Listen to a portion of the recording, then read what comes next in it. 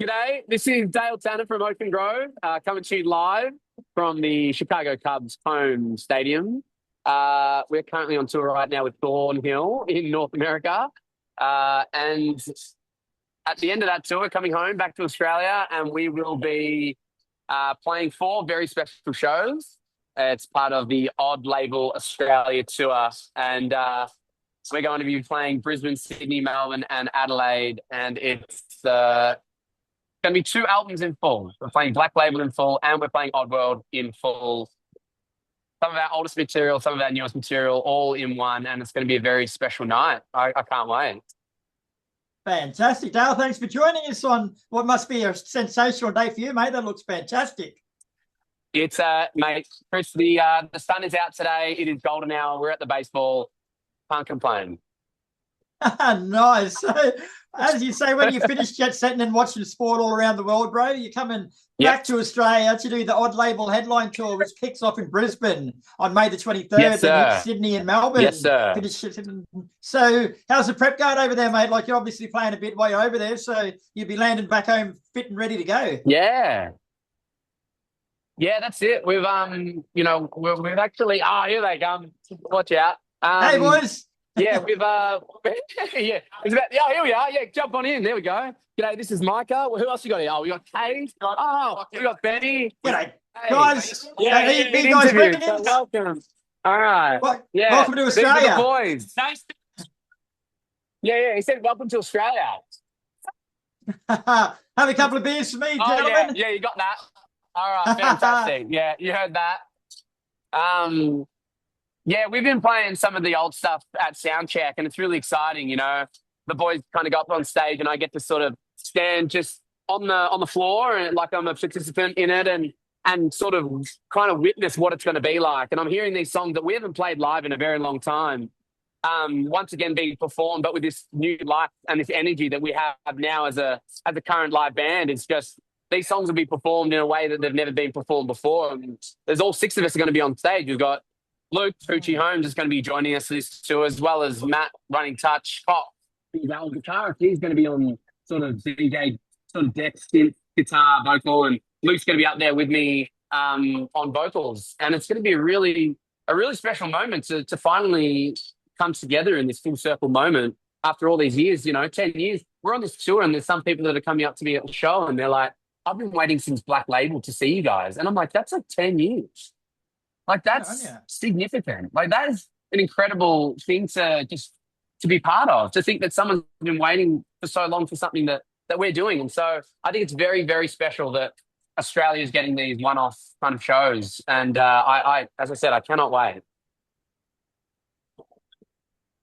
Yeah, straight now. As you mentioned, you're going to be celebrating the 10-year anniversary of Black Label as well as your most recent one, Oddworld. But was it always planned to play those two releases together, or was it more a case that you worked out the running length of Oddworld and you realised you needed about one more EP's worth of stuff to flesh out the set, so you went that way?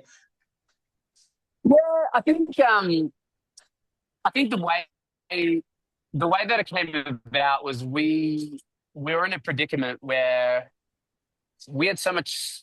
Yeah, it was a good predicament to be in. We had so many tour opportunities coming up, and our year was filling up. 2025 was filling up in such a way that there weren't many windows that we could actually make this work. And all of a sudden, we found ourselves being in a tight position where we didn't know when we were going to actually be able to do an Australian tour to celebrate Oddworld as an album. Um, in tandem with wanting to celebrate 10-year anniversary of Black Label. And so we were like, well, we can't really do both separately. Why don't we just do them together? And so that's kind of just how it came about, was that it was like, okay, well, we want to celebrate Black Label because that was such a significant release for us. And we love the idea of almost like a live re-release of that record for people to experience that live after 10 years, or so, that we haven't really played a lot of those songs. Felt like a really cool thing to do. And then yeah, a new album, I feel like it is that full circle moment where we've gone back to those roots, those Black Label Rhapsody Tapes roots, and kind of really, really push that into our music now here on Oddworld. And so it feels like the perfect time to do such a thing. It seems bold, and I like that because how often do you get to experience a full record from a two full records from an artist that are 10 years apart? I think it's quite a unique experience. And so I'm really excited to see how it's going to feel, how it's going to go. We've never played any show like this, so it's a very special occasion. There's been quite a bit of musical growth with the Ocean Grove in the 10 years separating these two releases. So was that noticeable to you guys when you had to go back and learn these old songs? Like, could you sort of tell how far you've advanced since then? If anything, it was just a lovely surprise to know that through years of touring and the experience that we've been able to gain through all these years of our career in Ocean Grove, that now returning to these songs, not only do they feel fresh again, but we have so many more notches in our belt, and me as a vocalist, let alone everyone else as new musicians, have really excelled so much in the last few years that, as I said, I can stand there and watch these songs being performed and think, wow, like our fans are really in for a treat. Like, oh, I don't think I've ever quite heard these songs performed like this before. And it gives you chills almost thinking like maybe this is just like what it was all meant to be all along, is that we were supposed to return to this and actually these songs still work perfectly with what we're doing right now. And isn't that a beautiful thing that we can hopefully just reintroduce along the line and be able to do these cool things? And I think that's just what makes it exciting. Yeah, yeah. And are you going to be like playing all the songs in chronological order, or are you going to mix them up a bit so people don't know what's coming? Now that I'm going to keep an absolute secret, and that's Good about on ya. all I'll say. I You can reckon. probably gather from my response what that means. I mean, I'd like to see what people would prefer. I'm not formally putting out a questionnaire, but I'd be interested to see who would prefer back to front or a set list that's curated in a way where Oddworld and Black Label actually work in tandem and complement one another throughout the set. Um, Leave your We'll see, comments eh? below. If I was a betting man, I'd put money on the fact that you're going to chop and change them up a bit, because Oh, you guys would get too bored if you knew what was coming night after night the same song. that's That's just my it. opinion. Well, you must go to the races every now and then, Kris. Cool. I'm heading there right after this now, actually. Fantastic. Now, you've already sold out the Brisbane show. The Adelaide venues had to be upgraded. It's still a month out Yep. from the shows, bro. So that's got to be a good feeling in Yep. itself so far out that you've got that support back at home. Yeah, no, definitely it is. It's really nice. We've been all across Europe now, all across North America, and we haven't played an OG show in Australia this year, and it's really nice to think, okay, the first show. Well, sorry, no, correct. I'm wrong in saying that. We actually did with the Day to Remember, supporting men in Brisbane, and that was an excellent show. And so we get to return to a sold out Brisbane show of our own, and that's a very special thing. That's the only show that we've played, so it really does feel like the first tour of this year, and yeah, Brisbane's always been really great to us, and that's going to be a ripping show to kick things off. And then yeah, we make our way down the coast and kind of do the J curve down to Sydney, Melbourne, and then Adelaide. It's gonna be red hot. Yeah. So final warning on all the tickets. I think yeah, a couple of them, are, as I said, venue upgrades and sold out. There's only sort of I think 10-20% of tickets remaining. So Nice work, brother. Well done. it's a good time. Yeah. Thank you. No worries, man. So just say some bloke's getting dragged along the shows by his missus or the other way around, and they don't know too much about Ocean Grove. What two songs off each release should they listen to first, so they know what to expect? So they do, or they don't know what to expect. So they Can you do. So clarify? they do know. Yeah, like they come along, they got no idea who you are. They're just there to make their partner happy. What two songs can they prepare with? I mean, it's a great depends who it is, but I would say that like a safe bet and what we've been selling on this tour in terms of our vinyl has been Oddworld and Flip Phone Fantasy. Now, that's in terms of they're coming to a live show and what to expect. It's at the moment, a nice marriage of those two albums. We do still play tracks from other albums and reference, but we've only got 30 minutes, on this particular run. So we're really trying to cram in as much as we can each night, and it seems to be connecting. and a lot of people coming up sort of thinking like, oh, like, I was aware of this album, but I wasn't aware that you were the same band that did that album because each album has changed from one to the next, and so many different stories of where chronologically people have jumped on. As I said, some waiting 10 years since Black Label, some that have listened to us for the first time in the car on the way to the show, and they're going, "Wow, fuck, I love this! Like, give me a CD. Like, you got CDs, like unreal." And so I would say those two. I think right now, anyway, that's all I can go off, and it seems to be connecting with the audience over here, and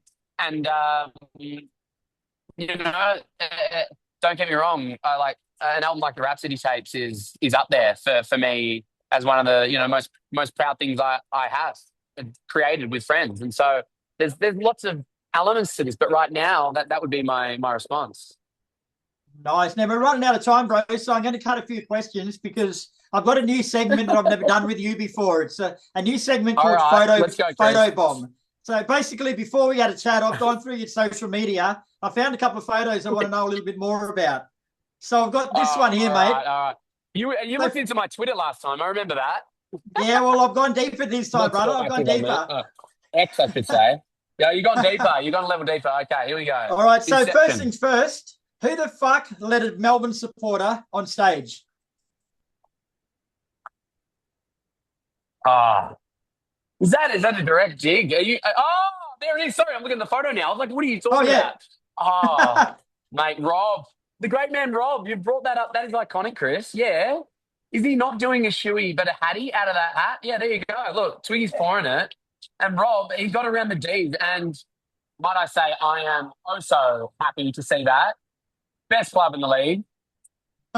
Anyone who knows me well, I'm a D's fan through and through. Team of the red and blue. And that is why today I'm like, Cubs, red and blue. How could I say no? And he's doing a hattie, not a shoey. Yeah, Hattie, that's it. Yeah, absolutely. Yeah, yeah, correct you on that one. Yeah, Nice.